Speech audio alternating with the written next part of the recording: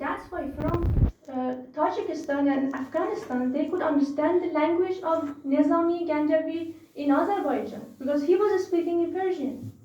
So unfortunately, this is the problem. Instead of working for unity, we want to separate it. But for instance, if Rumi belongs to Afghanistan, can we call him an Afghan poet? In the end, he is part of Persian literature.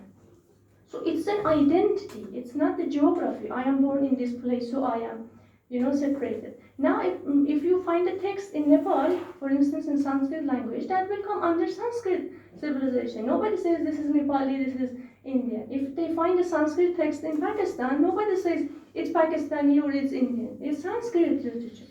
Same goes with Persian. So I don't know. I hope I could.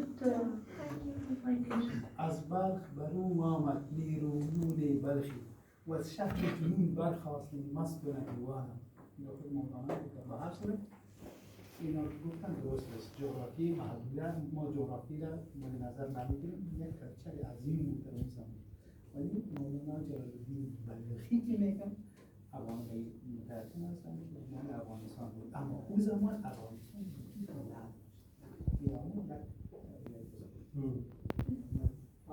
सरकार खानूम in Iran शहर और Kishwar بود همون وقت یا یه شهر بود کشور بود ولی اون جایی که تو و چیز دیگه این هست که یزد و فارس آستان فارس این اون وقت یکی بودن مثل فارس هم رو گفتن یا الان جدا شده چون که فارسیان یا اونا زرتشتیان که اونجا زندگی میکنن و همه دفعه چیزهای دیگه اونجا هست ولی توی اون شهر آستان فارس اون جوری نیست. بس I can answer that question.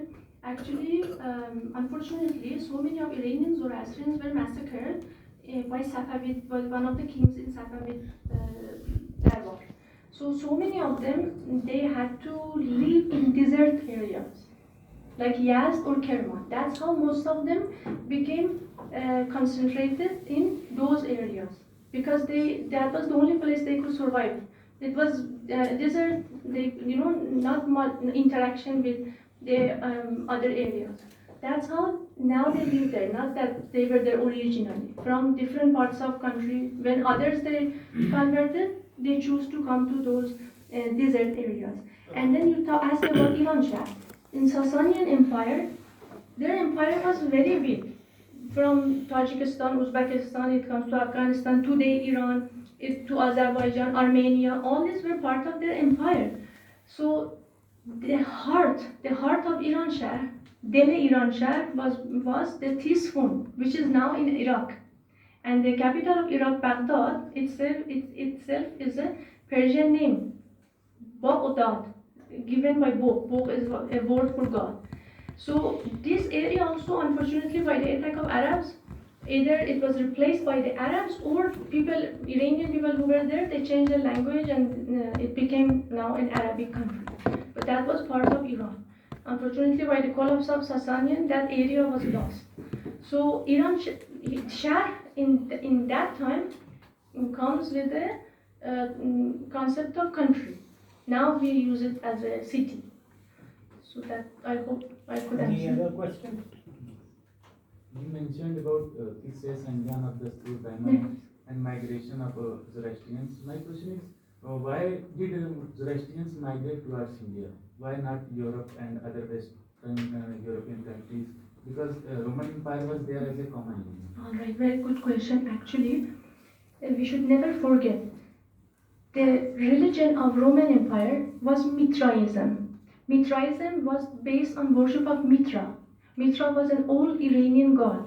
Later on, Christianity, for political reason, became the religion of Europe.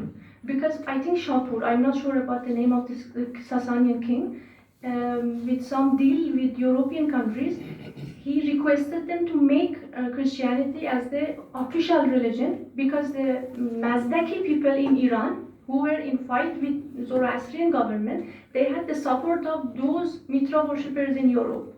So this has its own long history. I am not a historian, I haven't studied well, but this little I know.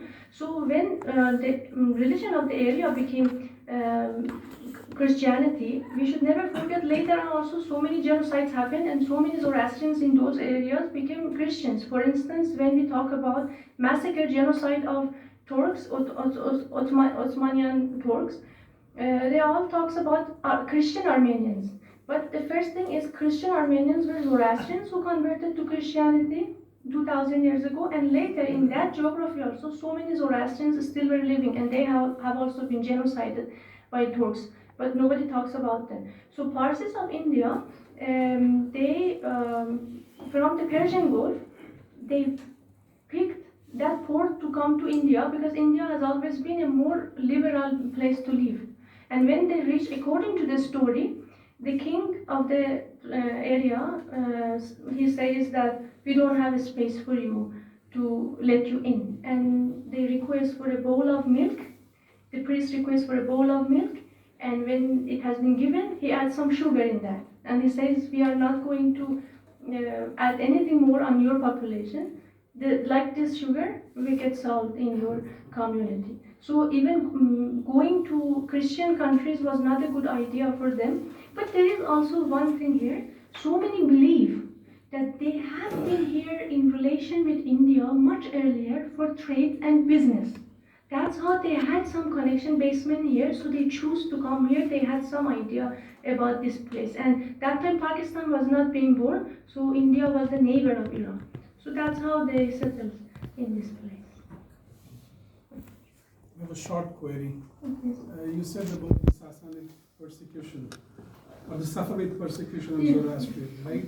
Not the Safavid, Sassanids. Sassanids, sir. Actually, in time You of said Safavid, sir. Safavid period, one of the kings, I can't remember the name of the king now, but so many Zoroastrians unfortunately has been massacred.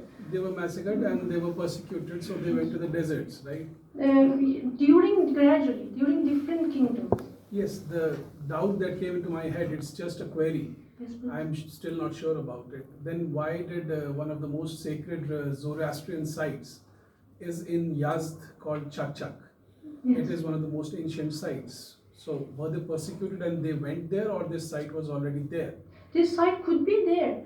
I'm saying for the sake of living, they choose Kerman and Yazd because of their safety. But the thing is, the whole Iran had sacred places. For instance, in Azerbaijan of Iran, in the state of Ardabil, if you ever visit Iran, please visit the place Azar-Goshasp Fire Temple. It's a off-fire temple, but it's amazing if you visit. It's very peaceful.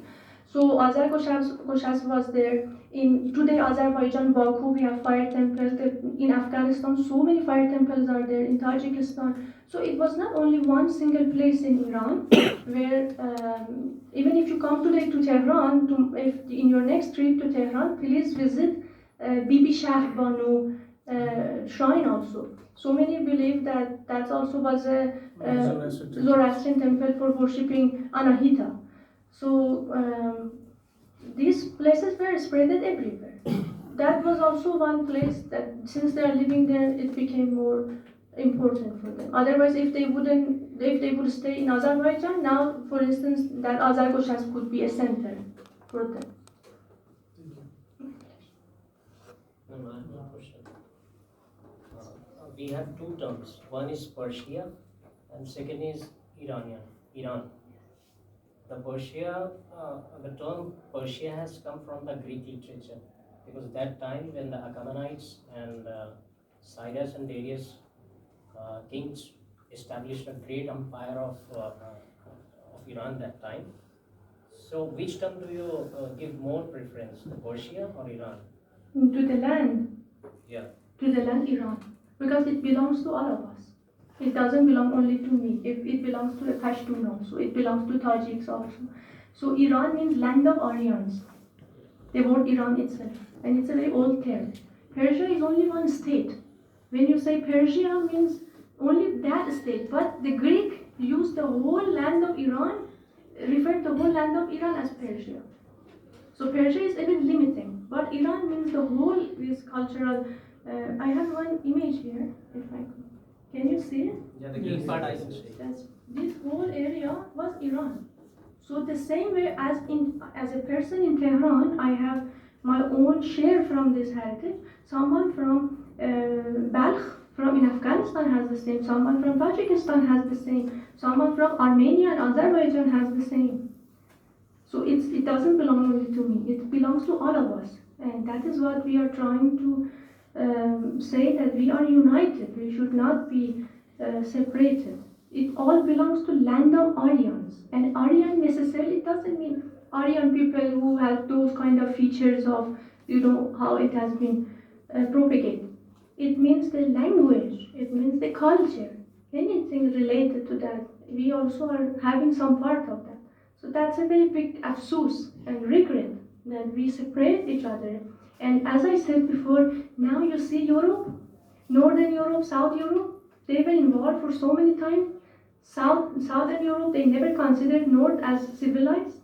Now you see, they have some philosophers in Greek. Now the whole Europe with different languages, even sometimes with different genetics, they claim civilization just because Greek had philosophers.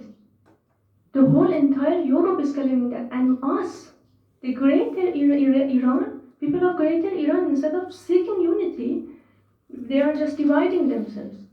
But I gave so many examples of Arabs.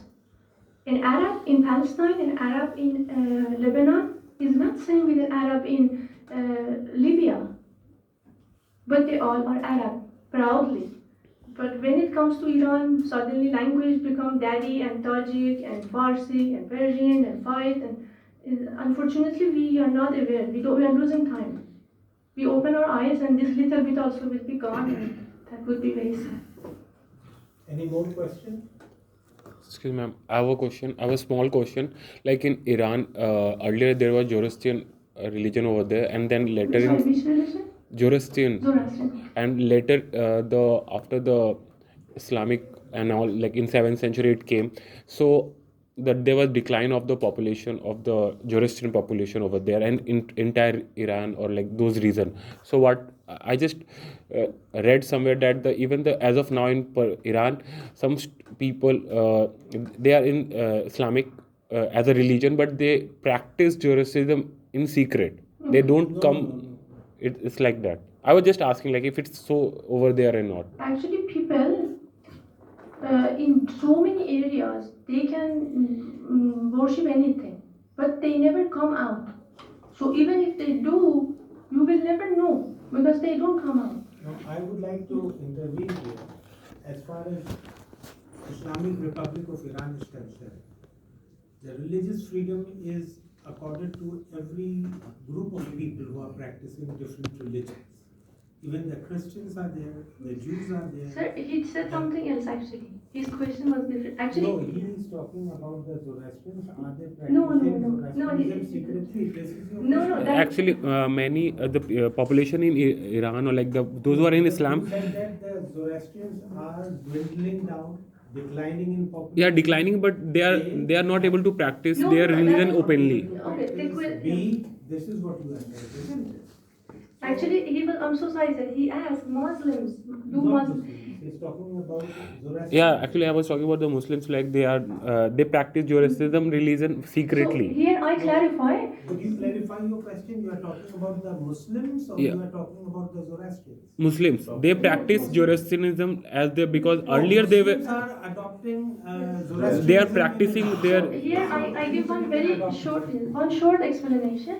Actually, in this case, I am very proud of Iran to do this. Everybody gets surprised. In Iran, we have one seat in parliament. There is a seat for Zoroastrians because there are 5 religions called Ahl Kitab in Iran: Muslim, Christian, Jewish, Zoroastrian, and Saibin. In the, I think, verse of 17, Surah of Hajj, I think, it talks about these 5 religions. So according to Iran, these 5 have their own freedom, protection, they have their newspaper, they have their own seat in parliament, they have their own school. So they can easily, and they have their fire temple and all this. Even non-Zoroastrian, for instance, can get into fire temple. So in this case, it's free. Even there is a very interesting street in Tehran, Mirza Kuchak Khan, I think it is, in the Siatir area. A church, fire temple, mosque, and Jewish temple. They all are same in one street. So that's an interesting place to visit. So yes, from this part, no one has any objection with these religions. They can practice. But your question was that, is it true that some Iranian are reverting back to what they had? Not actually. Most of Iranian who are living Iran, they go into Christianity so that they can get citizenship and all. Those who are refugee.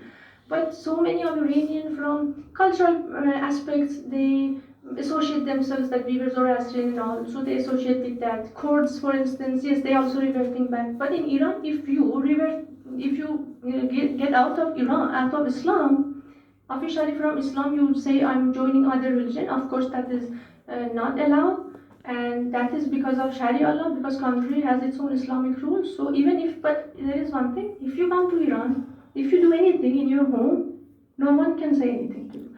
Like if I go to Iran, so many people come to India. They pick Hinduism, they pick Buddhism, they practice. They bring their Lord Ganesh on the wall, statue of Buddha. It's, because they're not advertising for themselves, they have some ideology, they follow that. The government has no problem with that. The problem is they should not advertise against the official religion of Islam. So that is, yes, that's forbidden. They can't come in public, but Public, no. but back home they can practice. Yes, but again, if you are officially Zoroastrian, Christian, or other official religions, you can even publicly practice because it's your official religion. You are protected by law. You are protected by law.